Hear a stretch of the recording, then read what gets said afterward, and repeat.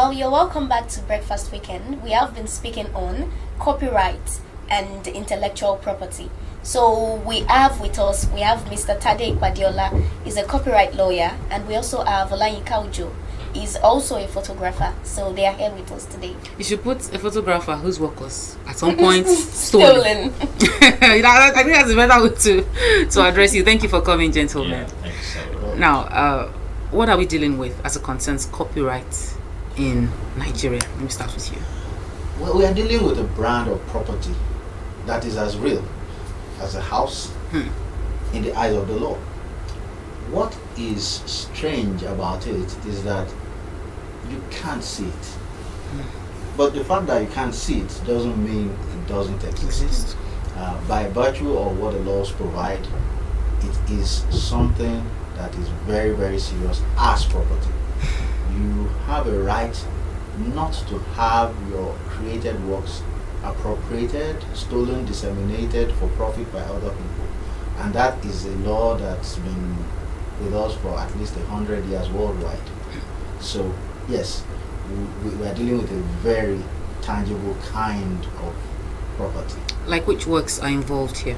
You have a wide variety: literary works, musical works, photography, architectural drawings, all those things, including political party logos. All those things are property because they involve creativity. And once the law decides that you have actually expended enough energy to make it an original work, which is what the law provides, the law does not protect imitations. Once the law decides that this is an original work, then it's worthy of protection, and then you can go all the way to the Supreme Court if necessary to have your right not to have that thing violated worldwide. Mr. Olayinka Ujo, at some point you had a work put out and somebody robbed you of it. Talk to us about that. Of course, it's a very painful experience when you see people cashing out on your own blood and sweat. Actually, the recent one happened to be a photographer from Tanzania. Someone sent me those images, and my name has been photoshopped off, my watermark has been photoshopped off those images, and there's a brand new name entirely. And I'm seeing my own work with another person's name. Of course, it's very terrible, and I had a lot of responses and reactions from people. I should sue him, I should do all of that. But the point is this: I don't even know if he's a hungry photographer. If I sue him, I'm still going to be the one spending the money, and I'm not going to get anything out of it at the end of the day. But much more than that, I think it's also happening on a very big and a global scale, which we need to start paying attention to. It's not easy to sit down and create stuff for people to begin to consume. And to now see other people making hard money over your own creativity is something frustrating. As a matter of fact, it's something that can lead to suicide if you've invested so much in such a thing. So when such a thing happened to you, what did you do? Well, so far so good. I didn't do anything than to call the guy out on the social media. And I think it brought down the job on his own social media space. But that is not enough. Exactly. That is not I'm enough. going to be asking Mr. Tade Badiola now. The question always comes up that what should a person do first? Sometimes when the person even has more money, is more popular, you're wondering, maybe I can make some money, but how this person can hire really big lawyers. What should be the first point of action for a person whose work is being lifted? Okay, so let's start from the beginning. Okay. When you create work, you have to give it legal protection. That's the first thing. Okay. Otherwise, the question arises: who really created this first? Okay. And we've seen that many times. There is the general kind of piracy, which my colleague described, and there is what is known as institutional piracy, in which case he has signed on to an agency. The agency has legitimately appropriated the work, but the agency in turn is using the work for purposes which he never intended which was not covered by the agreement between them. That's institutional piracy. So the first thing an artist or a creative person has to do is to ensure that the work is first of all covered, so that if any question arises later down the road, you have a reference point to say, I created this work first. Because we've actually seen situations, in litigious situations, where the person who appropriated claims to have created the work first. And with photography and digital technology, it's not so difficult to repudiate or oppose such a view. But with literary works or songs, it could be a real problem.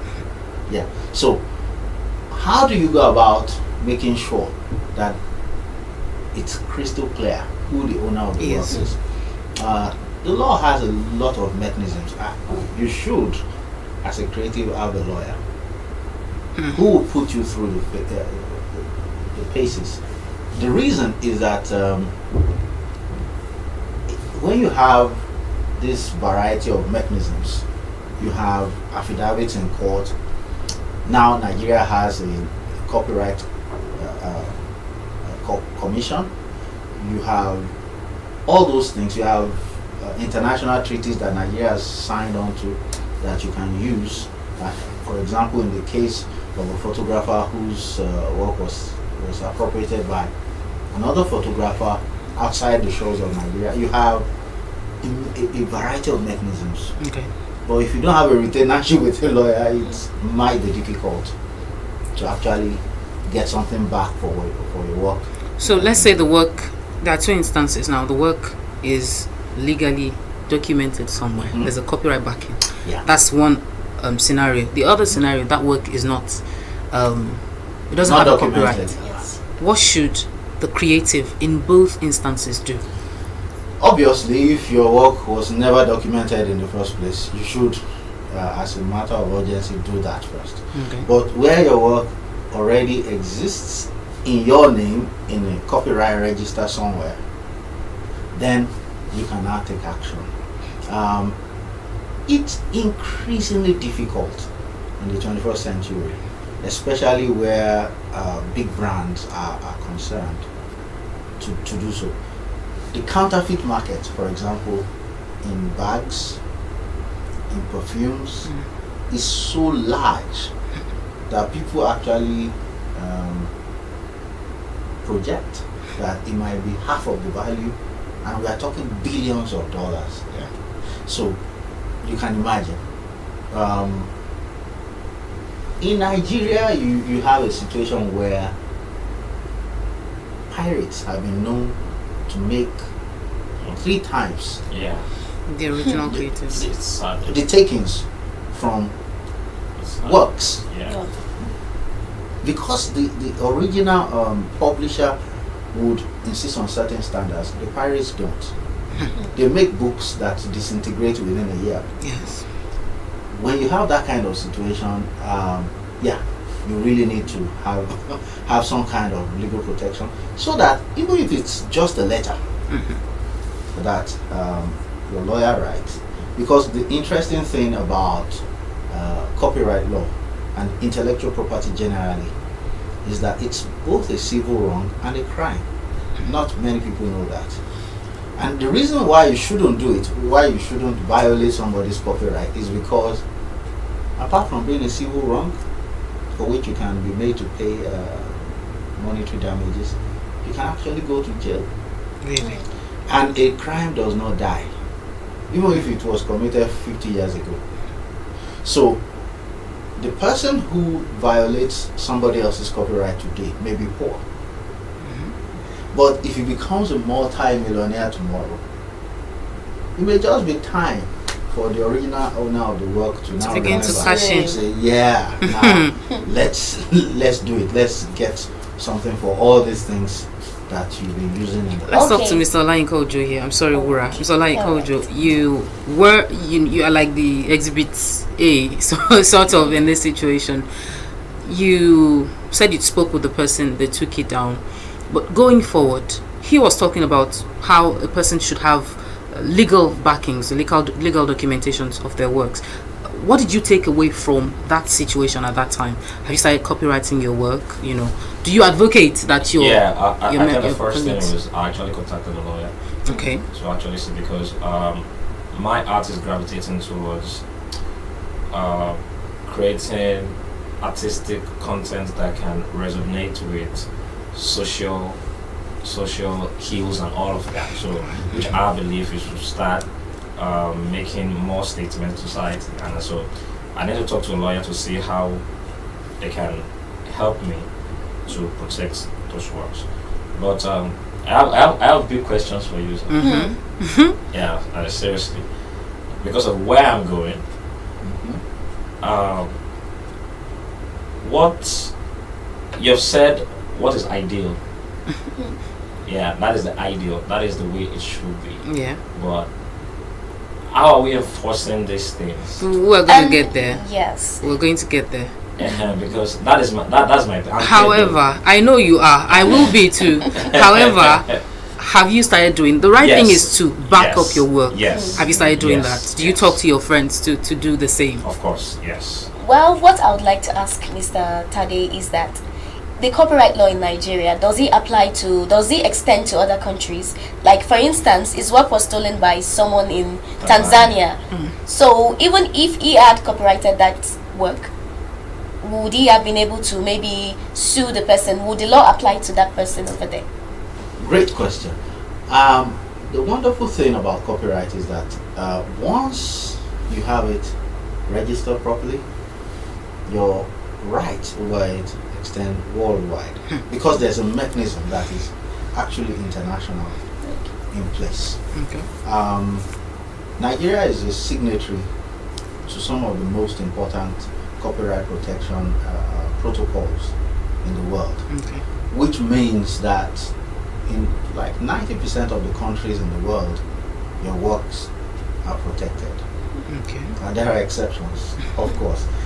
We all know, unfortunately, of notorious cases, especially originating from Asia, particularly China, where your works, I mean, Adire designs, all those things, they're just taken and mass produced, and the original creator gets practically nothing. But in a great part of the civilized world, there's a mechanism which protects your work wherever it is in the world. Yes. A lot of people are pained more because it looks like there are no lasting measures put in place. You know, someone like him now, that person would most likely do it again. Somebody talks about just putting the work down and then, you know, all is well. That person goes to the next person who may not call him out.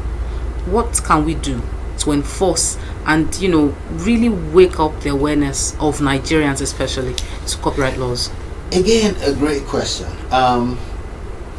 One of the things we have to be very deliberate about as a country is to have a strategy that is spelled out. Okay. Which means he, as a creative, will be bothered only with the act of creation, because the creative process, Everything else is taken care of. everything else is taken. Exactly. I don't want to think about. He doesn't. I want someone else to take care I of me. I just write. I'm a writer in my other life. I know what it takes for a creative to come up with an original concept. It may take you your whole life. We have known artists who only struck the gold vein in their 60s. But you don't assume that he only became the photographer he is in his 60th year. Yeah. He's been thinking about all these things all his life. So it can actually be very painful to have somebody just steal it in the twinkle of an eye. So, okay, now how do we really go about making sure that the artist is protected and he can live off his works? The country is the first port of call. Okay. The way a plagiarist or a pirate will take liberties with an artist's work in Nigeria is not the same way he will do so or she will do so in America or Britain or one of these countries, or France, with really developed infrastructure to tackle these things. The reason is those countries recognize that intellectual property actually brings in a good percentage of their GDP. In Nigeria, one of the problems we have is that it's largely a mono-product economy. Everything is oil and gas. So, for creatives like him and many others, songwriters, it's a struggle. It's a real struggle for them to get something out of their creativity. The other side of it has to do not with so much with legal infrastructure or what your lawyer can do, but with the mindset of the society at large. I see this every day as both a lawyer and as an artist. I mean, they'll say, waiting lawyer, they do self. Waiting photographer, they do self. Waiting writer, they do self. Oh, no, to write song. When you have a society that still has that as a default setting, there's a problem. You must teach children to respect, a child to respect what another child has created and done. If it's bringing value to the table, we must teach our children to respect that. That way, 50, 60, 70 years down the road, we have a generation of people that who appreciate creativity. Yes. So as it concerns enforcement, that's what you'd No. I'm saying there are two steps to it. Okay. Enforcement basically involves your lawyer writing, stating a time within which the offender should respond. If he fails to respond, you end up in court. But if he responds, everything is okay. Usually, most artists will let it go at the point of apology and some gesture of remorse. Most artists will let go. What usually causes a problem is when the offender now says, "And what will you do about it?" Yeah, that really grates. That really makes the beast come out. Yes, because it's your life. Nobody takes liberties with physical structures. So why should they take liberties with intellectual? Well, just before we round off now, do you have any last words? Do you have anything you want to add? Yeah. Concerning the enforcement issue, I think that the way we have a lot to do so for pirates. You walk in the streets of Lagos and you see people who open their shops and everything that they are selling, where they're making their living from, is pirated books. As a filmmaker, possibly in the future, I don't want to spend 20 million on a project and then someone is selling it for less than $1, on the street in the next one. That will cost me my life. So I think they should take that more seriously. As they're nabbing all the internet fraudsters, nabbing all the money launderers, they should also see it as a duty to nab all pirates. Well, what about you? What do you have to say? I'm 100% with him. Okay. One of the saddest days of my life as a lawyer occurred about a decade and a half ago. Okay. I was at the Federal High Court in Ibadan, and the great Baba Salah was coming down from his car, a very old beaten up 504. It's one of the greatest comedians in Africa, and he had a smile on his face, but you could tell that he'd been battered by this country. And for a man of his stature, of his age at that time, to be having to contest in court with pirates, it's so sad. Because in any other country that had sense, he would be a national treasure without any need to be contesting anything with anybody in court. So we actually need that kind of framework where copyright protection is given as much legal muscle as any other property protection, and it is seen to be enforced. There used to be a time in this country about 10-15 years ago when that was the case, when if you were a pirate, you were living in fear of the Nigeria Copyright Commission coming to break down your doors. But that's no longer the case. Like you said, on the streets, in traffic in Lagos, you see pirated works being hawked and nobody's doing anything about it. It's time as a country that we change that. All right, so I appreciate you. Thank you so Thank much, you for gentlemen, for coming. being a part of the show. We have Mr. Tade Kwadiola, who is a copyright lawyer. Thank you so much. And the photographer, Mr. Lion Kojo. Thank you so much for being here. All right, up next, we have a very special guest on Breakfast Weekend. You'll find out very soon. Do stay with us.